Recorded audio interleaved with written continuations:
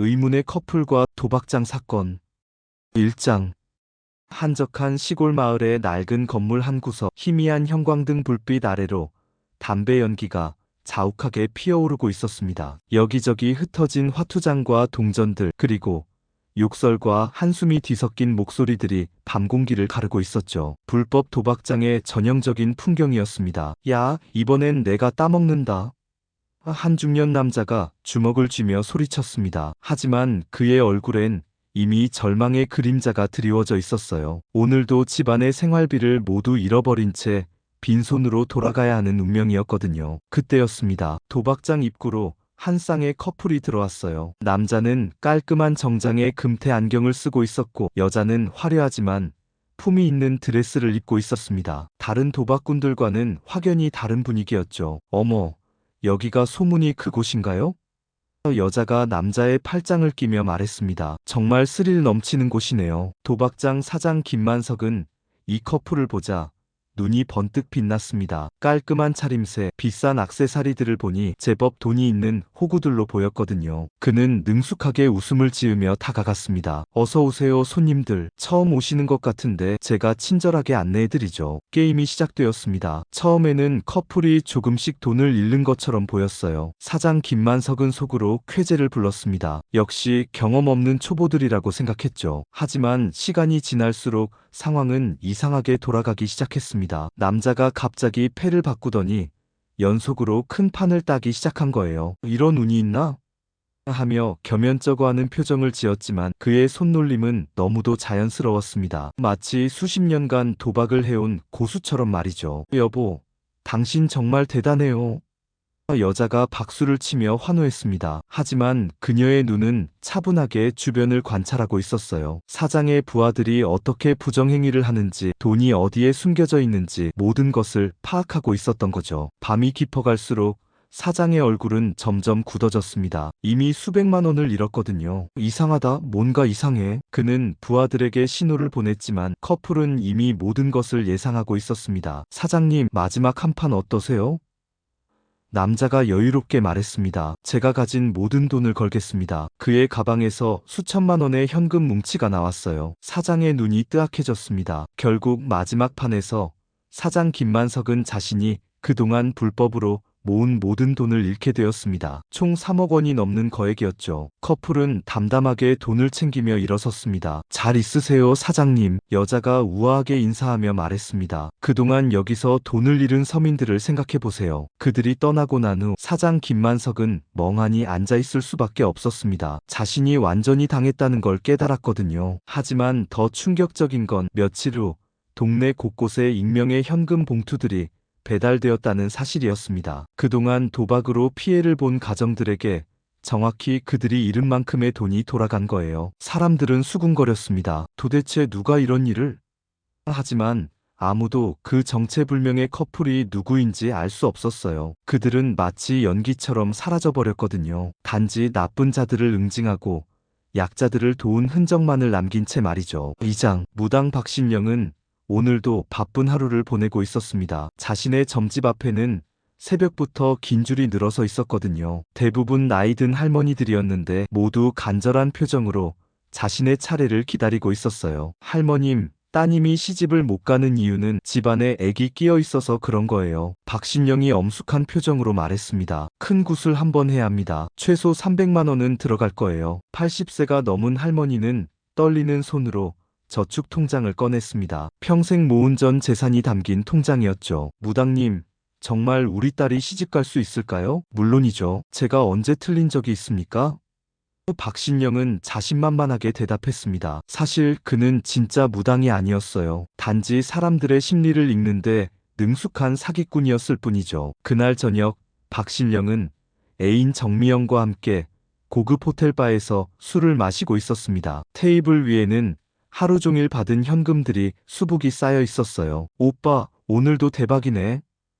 정미영이 돈뭉치를 세며 환호했습니다. 이 돈으로 뭘 할까? 명품백? 아니면 해외여행? 야, 이런 푼돈으로는 부족해. 박신영이 불만스럽게 말했습니다. 진짜 큰 돈을 벌어야 해. 한 방에 몇 억씩 말이야. 그때 미영이 스마트폰으로 뭔가를 검색하더니 눈을 반짝였습니다. 오빠, 이거 봐. 어떤 부자가 도박으로 하루에 10억을 땄다는 기사야. 우리도 한번 해볼까? 박신영의 눈이 번뜩했습니다. 도박? 그래, 내 능력이면 사람들 심리 읽는 건 식은 죽 먹기지. 한번 해보자. 며칠 후, 두 사람은 서울의 한 은밀한 도박장을 찾았습니다. 여기는 시골의 허름한 도박장과는 차원이 달랐어요. VIP들만 출입할 수 있는 고급 도박장이었거든요. 처음에는 순조롭게 보였습니다. 박신영은 자신의 직감을 믿고 계속해서 판돈을 높여갔어요. 미영도 옆에서 응원하며 신이 났습니다. 역시 우리 오빠야. 천재 맞아.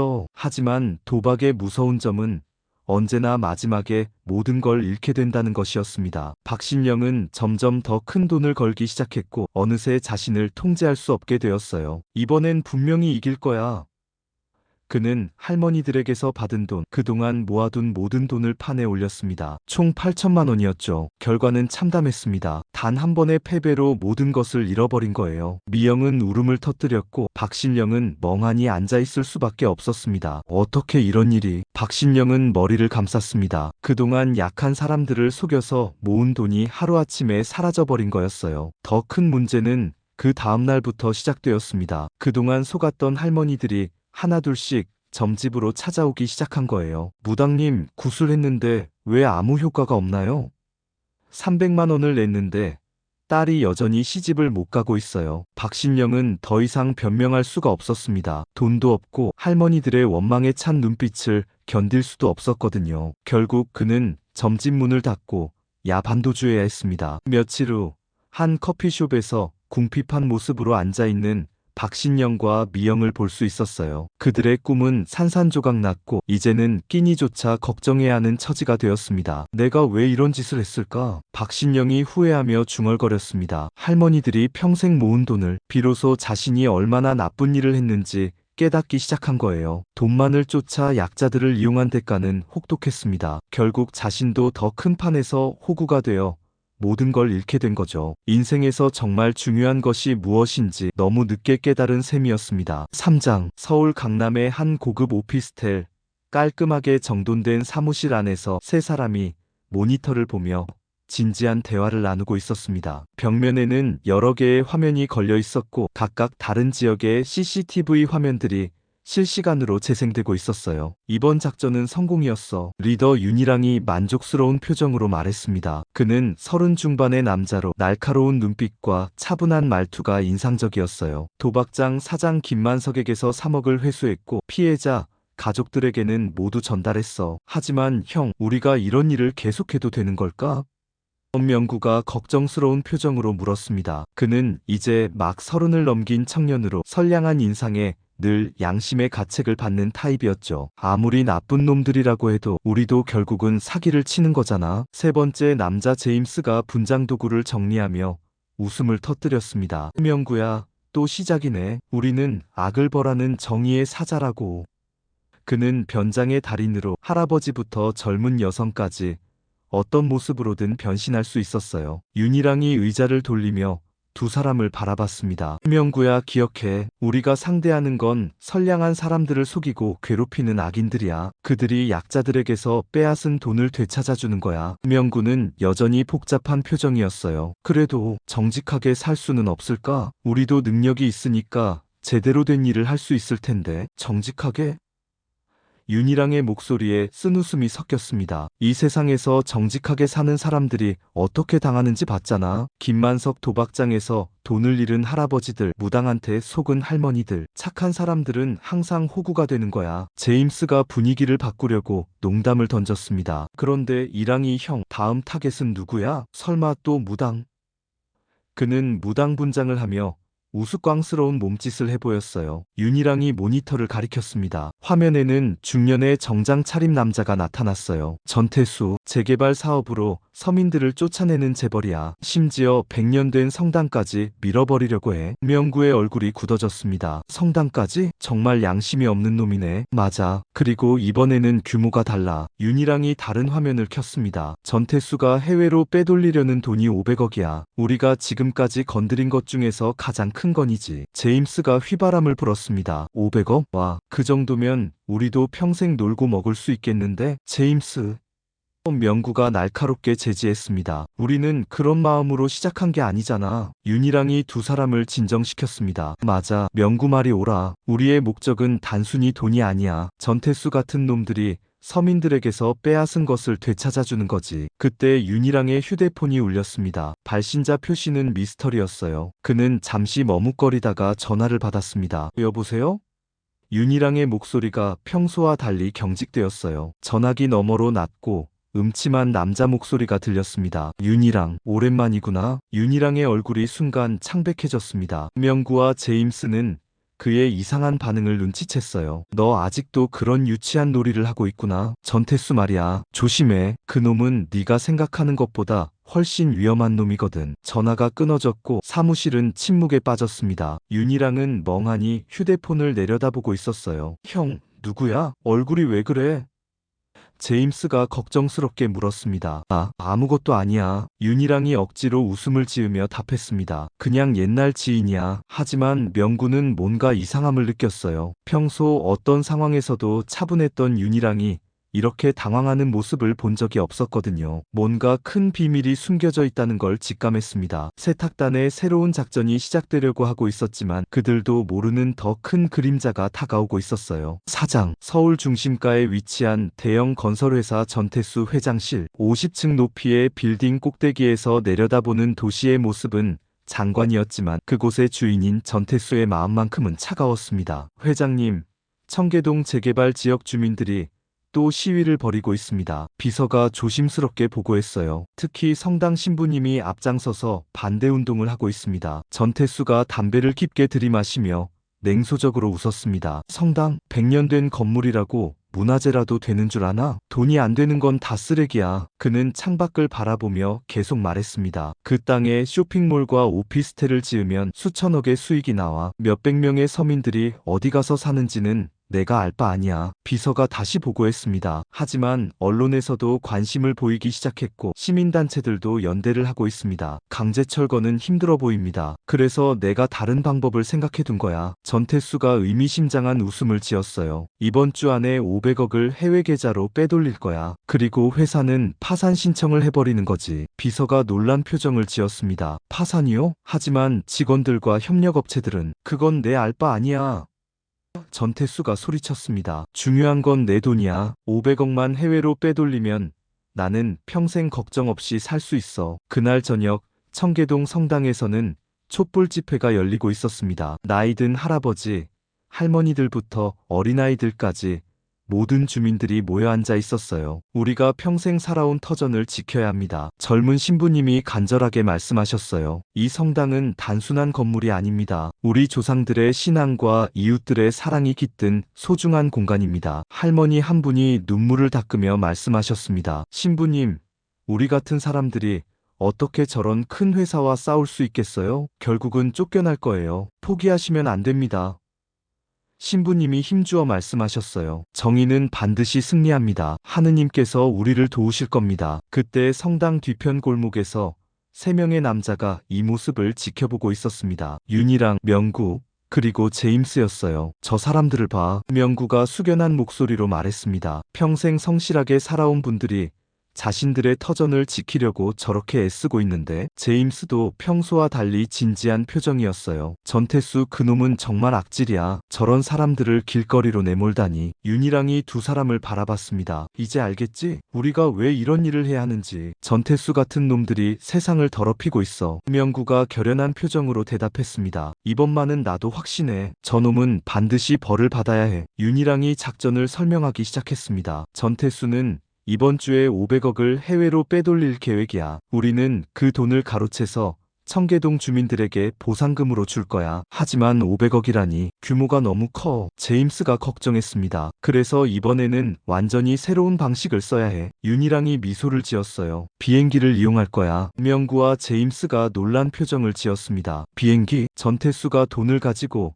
해외로 도피할 때를 노리는 거야. 비행기 안에서, 공항에서, 그리고 도착지에서 우리가 완전히 통제할 수 있는 상황을 만들 거야. 그날 밤 세탁단은 밤새워 작전 계획을 세웠습니다. 이번 작전은 지금까지와는 차원이 달랐어요. 더 정교하고 더 위험하고 더 큰 규모였거든요. 하지만 그들은 몰랐습니다. 전태수가 그들이 생각하는 것보다 훨씬 더 위험한 인물이라는 것을. 그리고 이번 작전이 세탁단에게도 치명적인 위험을 가져올 수 있다는 것을 말이에요. 청계동 성당의 종소리가 밤하늘에 울려 퍼지는 가운데 정의와 악의 대결이 본격적으로 시작되려고 하고 있었습니다. 5장 인천국제공항. 이른 아침에 분주한 모습 속에서 전태수는 비즈니스석 체크인 카운터에 서 있었습니다. 그의 손에는 특수 제작된 가방이 들려 있었는데 그 안에는 현금 500억 원이 정교하게 포장되어 있었어요. 미국 로스앤젤레스행 K1편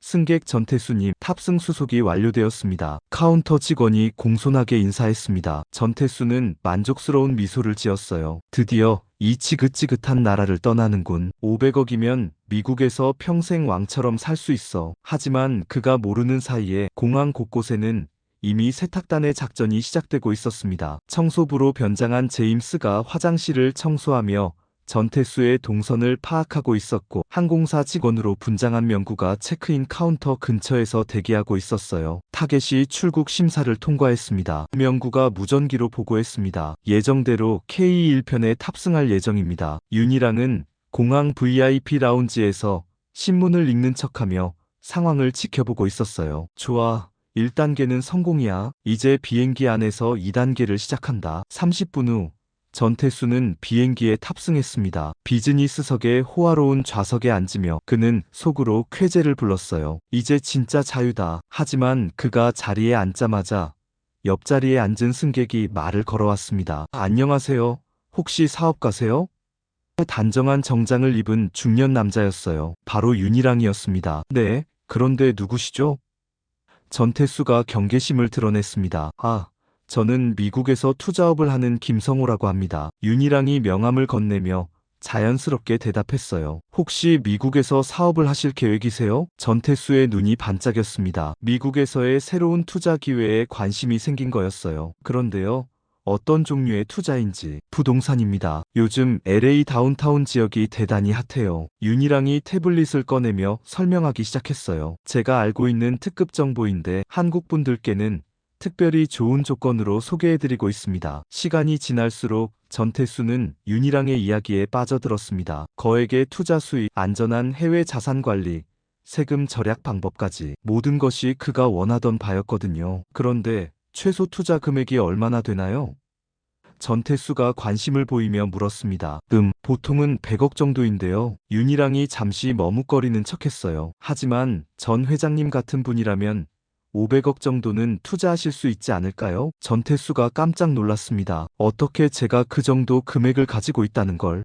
죄송합니다. 제가 한국의 건설업계 상황을 좀 알고 있어서요. 윤희랑이 미소를 지었어요. 전 회장님의 사업 수완은 이미 유명하거든요. 그때 승무원으로 변장한 제임스가 다가왔습니다. 승객 여러분께 음료 서비스를 해드리겠습니다. 그는 특별히 전태수에게 샴페인을 권했어요. VIP 고객님께는 특별한 서비스를 준비했습니다. 전태수는 기분이 좋아져서 샴페인을 받아 마셨습니다. 하지만 그 샴페인에는 미량의 수면제가 들어있었어요. 30분 후 전태수는 깊은 잠에 빠져들었습니다. 1단계 완료. 제임스가 작은 소리로 말했습니다. 윤희랑은 조심스럽게 전태수의 가방을 확인했습니다. 정말로 500억 원의 현금이 들어있었어요. 믿을 수 없을 만큼 많은 돈이야. 그는 잠시 감탄했습니다. 하지만 작전은 아직 끝나지 않았어요. 진짜 어려운 부분은 LA 공항에서 시작될 예정이었거든요. 12시간 후 로스앤젤레스 국제공항. 전태수가 눈을 떴을 때는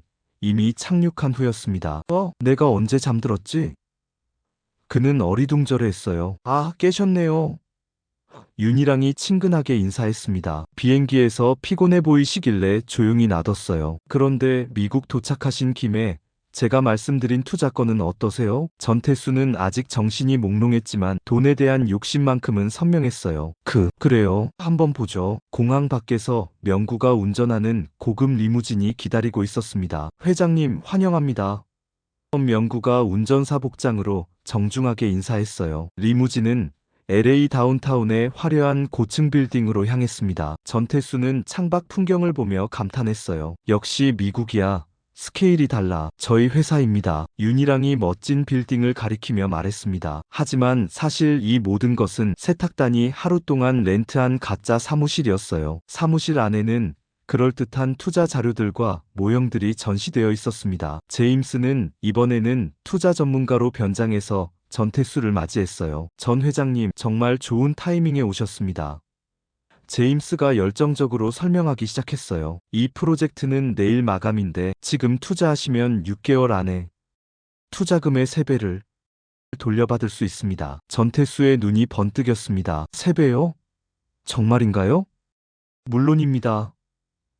윤희랑이 계약서를 내밀었어요. 하지만 조건이 있습니다. 현금으로 투자해야 하거든요. 세금 문제 때문에 전태수는 잠시 망설였습니다. 하지만 3배의 수익이라는 말에 결국 욕심이 이겼어요. 좋습니다. 500억 전부 투자하겠습니다. 계약이 성사되는 순간 사무실 밖에서 사이렌 소리가 들려왔습니다. FBI, 건물을 포위했다. 전태수가 창밖을 보니 정말로 FBI 요원들이 건물을 둘러싸고 있었어요. 이게 뭡니까? 윤희랑이 당황한 척하며 말했습니다. 아, 이런, 우리 회사에 대한 세무조사인 것 같습니다. 회장님, 빨리 피하셔야 해요. 그럼 내 돈은? 전태수가 다급하게 물었습니다. 걱정 마세요. 안전한 곳에 보관해 두겠습니다. 제임스가 가방을 들며 말했어요. 나중에 연락드리겠습니다. 전태수는 급하게 건물을 빠져나갔습니다. 하지만 며칠을 기다려도 연락이 오지 않았어요. 그제서야 자신이 완전히 속았다는 걸 깨달았습니다. 500억이 다 사라졌다고? 전태수는 호텔방에서 멍하니 앉아 있을 수밖에 없었습니다. 평생 모은 재산이 하루아침에 날아가 버린 거였어요. 한편 한국으로 돌아온 세탁단은 청계동 성당에서 주민들을 만나고 있었습니다. 신부님, 이 돈으로 새로운 터전을 마련하세요. 윤희랑이 거액의 수표를 건네며 말했습니다. 이 돈이 어디서? 신부님이 놀라며 물었습니다. 전태수가 여러분에게 드리는 보상금입니다. 명구가 미소를 지으며 답했어요. 이제 강제철거 걱정 없이 평안하게 사세요. 주민들의 환호성이 성당을 가득 채웠습니다. 정의가 승리한 순간이었어요. 하지만 이 모든 것이 정말로 끝난 걸까요? 6장, 세탁단의 아지트에 무거운 침묵이 흘렀습니다. 전태수 작전이 성공적으로 끝난 지 일주일이 지났지만 세 사람의 표정은 밝지 않았어요. 특히 명구는 계속해서 무언가에 대해 고민하는 모습이었습니다. 이랑이 형, 명구가 조심스럽게 입을 열었습니다. 우리가 정말 옳은 일을 하고 있는 걸까? 윤희랑이 모니터에서 시선을 돌리며 대답했습니다. 무슨 소리야? 전태수 같은 놈에게서 돈을 빼앗아서 피해자들에게 돌려준 거잖아. 그래, 그건 맞아. 명구가 한숨을 쉬며 말했어요. 하지만 우리도 결국은 사기를 친 거야. 법적으로는 우리도 범죄자라고. 제임스가 분장 도구를 정리하다가 끼어들었습니다. 명구야, 또 시작하네. 법이 항상 옳은 건 아니야. 때로는 법보다 정의가 중요한 거라고. 하지만 명구가 목소리를 높였습니다. 난 이런 식으로 평생 살고 싶지 않아. 언제까지 거짓말하고 속이면서 살 거야? 윤희랑의 얼굴이 굳어졌습니다. 그럼 어떻게 살고 싶은데? 정직하게? 착하게? 그래, 정직하게 살고 싶어. 명구가 단호하게 대답했어요. 우리도 능력이 있으니까 제대로 된 일을 할 수 있을 거야. 사업을 하든 직장을 다니든. 윤희랑이 비웃듯 웃었습니다. 정직하게 사는 사람들이 어떻게 되는지 봤잖아. 청계동 할아버지들, 도박장에서 돈 잃은 사람들, 무당한테 속은 할머니들, 다 착하고 정직한 사람들이었어. 그래도 명구가 목소리를 낮추며 말했습니다. 그런 식으로 사는 게 정말 사람답게 사는 건 아닐까? 비록 가난하고 힘들어도. 제임스가 갑자기 심각한 표정을 지었습니다. 잠깐, 너희 둘 정말 싸우는 거야? 윤희랑이 자리에서 일어나며 명구를 바라봤습니다. 명구야, 네가 원한다면 나가도 돼. 억지로 붙잡지는 않을게. 형, 명구의 목소리에 서운함이 묻어 있었어요. 왜 그렇게 차갑게 말해? 차갑다고? 윤희랑의 눈빛이 날카로워졌습니다. 난 단지 현실을 말하는 거야. 이 세상은 착한 사람들에게 친절하지 않아. 그때 윤희랑의 휴대폰이 울렸습니다. 또다시 미스터리라는 발신자였어요. 그는 잠시 망설이다가 전화를 받았습니다. 전태수 일 잘 처리했구나. 전화기 너머로 낮은 남자 목소리가 들렸어요. 하지만 너무 주목받고 있어. 조심해. 당신이 누군데 계속 전화를 하는 거야? 윤희랑이 짜증스럽게 물었습니다. 곧 만날 때가 올 거야. 그때까지 조심해라. 전화가 끊어졌습니다. 명구와 제임스는 윤희랑의 이상한 반응을 지켜보고 있었어요. 형, 도대체 누구야? 왜 맨날 그런 이상한 전화가 와? 제임스가 물었습니다. 아무것도 아니야. 윤희랑이 화를 내며 대답했습니다. 그런 것보다 다음 작전을 준비해야. 아니야, 형. 명구가 끼어들었습니다. 난 더 이상 참여 안 할 거야. 사무실에 긴장감이 흘렀습니다. 윤희랑과 명구가 서로를 바라보며 대치하고 있었어요. 정말 그럴 거야? 윤희랑이 차가운 목소리로 물었습니다. 응, 정말이야. 명구가 결연하게 대답했어요. 난 이제 정직하게 살고 싶어. 비록 가난해도 힘들어도. 제임스가 두 사람 사이에서 어쩔 줄 몰라 했습니다. 야, 이렇게 싸우지 말자. 우리 친구잖아. 친구라고. 윤희랑이 쓴 웃음을 지었어요. 친구는 어려울 때 함께하는 거야. 명구는 지금 나를 버리는 거고. 명구의 눈에 눈물이 맺혔습니다. 형, 나는 형을 버리는 게 아니야. 단지 다른 길을 가고 싶은 거야. 그래, 가. 윤희랑이 소리쳤습니다. 하지만 나중에 후회해도 모른다. 명구가 자신의 짐을 챙기기 시작했습니다. 몇 년 동안 함께했던 물건들을 가방에 넣으면서 그의 마음도 복잡했어요. 정말 이게 맞는 일일까? 명구야, 제임스가 마지막으로 말을 걸었습니다. 정말 가는 거야? 명구가 고개를 끄덕였습니다. 응. 미안해 제임스야. 너도 건강하게 지내. 명구가 문을 나서는 순간 윤희랑이 등을 돌렸습니다. 그의 어깨가 미세하게 떨리고 있었어요. 사실 그도 명구를 보내기 싫었지만 자존심 때문에 붙잡을 수 없었습니다. 제임스는 혼자 남겨진 상황이 어색했어요. 이랑이 형, 명구를 다시 불러오면 안 될까? 그럴 필요 없어. 윤희랑이 딱딱하게 대답했습니다. 우리끼리 계속하면 돼. 하지만 그날 밤 윤희랑은 잠을 이루지 못했습니다. 명구의 마지막 말들이 계속 머릿속을 맴돌았어요. 정직하게 살고 싶다는 그 말이 과연 자신이 걷고 있는 길이 옳은 것일까? 아니면 명구가 옳은 것일까? 윤희랑은 창밖을 바라보며 깊은 고민에 빠졌습니다. 사람은 무엇을 위해 살아야 하는가? 정의를 위해서? 돈을 위해서? 아니면 단순히 정직하게? 그 답을 찾기에는 밤이 너무 길었습니다. 7장 1년 후 서울의 한 조용한 카페. 명구는 깔끔한 정장을 입고 노트북 앞에 앉아 있었습니다. 그는 이제 작은 IT 회사에서 일하고 있었어요. 월급은 많지 않았지만 정직하게 번 돈이라는 것에 만족하고 있었습니다. 과장님, 프로젝트 자료 완성했습니다. 후배 직원이 다가와서 인사했어요. 고생했어요. 명구가 미소를 지으며 답했습니다. 평범한 일상이었지만 그에게는 소중한 시간들이었어요. 그날 저녁 집으로 돌아가는 길에 명구는 뉴스를 보게 되었습니다. 최근 연쇄 사기 사건의 배후로 추정되는 세탁이라 불리는 조직이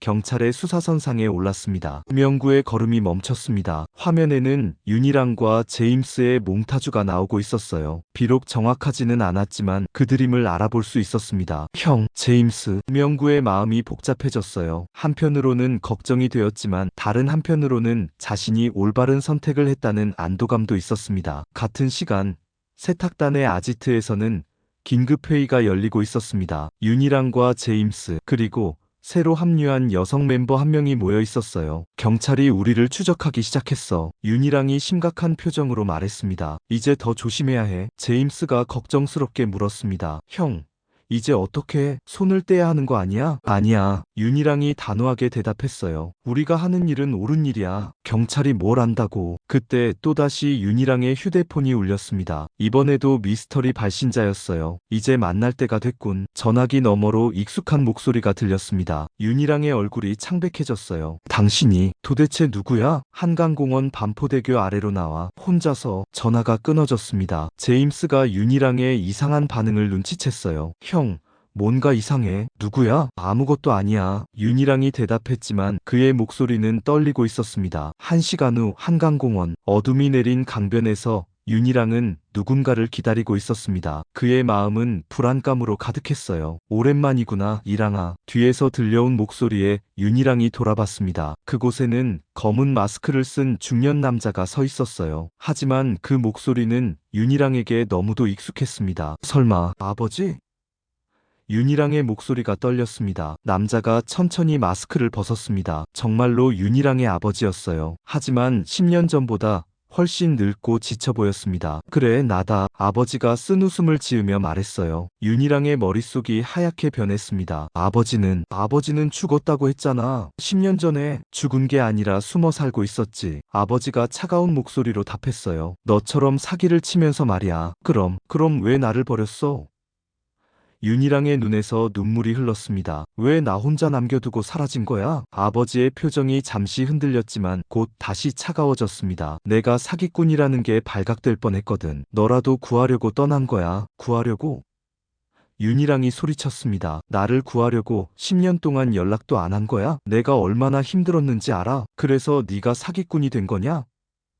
아버지가 날카롭게 물었어요. 내 때문에? 윤희랑이 주먹을 쥐었습니다. 그래, 아버지 때문이야. 정직하게 살면 결국 버림받는다는 걸 배웠거든. 이랑아, 아버지의 목소리가 부드러워졌습니다. 그게 아니야. 나는 그만해. 윤희랑이 소리치며 등을 돌렸어요. 이제 와서 변명하지 마. 아버지가 마지막으로 말했습니다. 이랑아, 이제 그만해. 사기는 결국 자신을 파괴하는 거야. 나처럼 되지 마. 하지만 윤희랑은 돌아보지 않고 걸어갔습니다. 그의 마음속에는 분노와 슬픔 그리고 배신감이 뒤섞여 있었어요. 며칠 후 명구는 우연히 윤희랑을 만나게 되었습니다. 그는 완전히 달라져 있었어요. 수척해진 얼굴, 초점 없는 눈빛. 형, 괜찮아?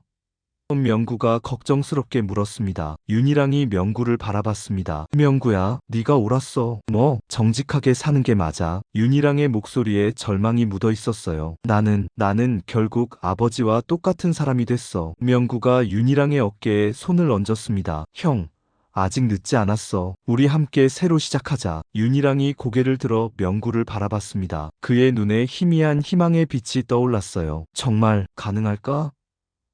윤희랑이 떨리는 목소리로 물었습니다. 물론이지. 명구가 따뜻하게 미소 지었어요. 우리 함께라면 뭐든 할 수 있어. 한강 위로 해가 떠오르고 있었습니다. 새로운 시작을 알리는 듯한 아름다운 풍경이었어요. 과연 윤희랑은 새로운 인생을 시작할 수 있을까요? 그리고 그의 아버지는 왜 10년 만에 나타난 걸까요? 인생은 참 복잡합니다. 정의와 욕망 사이에서 우리는 늘 선택해야 하죠. 어떤 길이 옳은 길인지, 어디로 가야 하는지 그 답은 아마도 각자의 마음속에 있을 것입니다.